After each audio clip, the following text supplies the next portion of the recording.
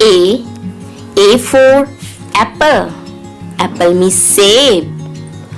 B for ball. Ball means gained.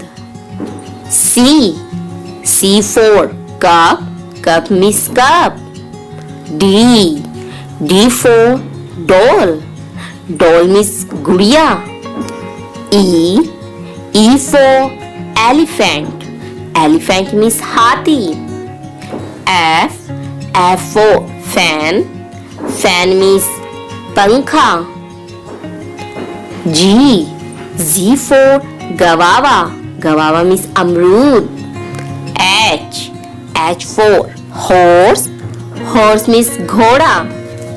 I for igloo. Igloo means बर्फ का घर. J for jam. Jam means jam. K for kite. Kite means patang. L for lion. Lion means शेर. M for mango. Mango means आम. N for nest. Nest means घोंसला. O for orange. Orange means संतरा. P for pomegranate. Pomegranate means अनार. Q for queen. Queen means Rani. R for rabbit. Rabbit means खरगोश.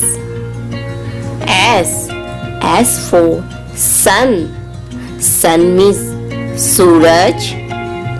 T for tiger. Tiger means बाघ. U for umbrella. Umbrella means छाता. V for vase. Vase means फूलदान. W for watermelon. Watermelon means तरबूज. X for xylophone. Xylophone means जल तरंग. Y for yak. Yak means पहाड़ी गायें. Z for zebra.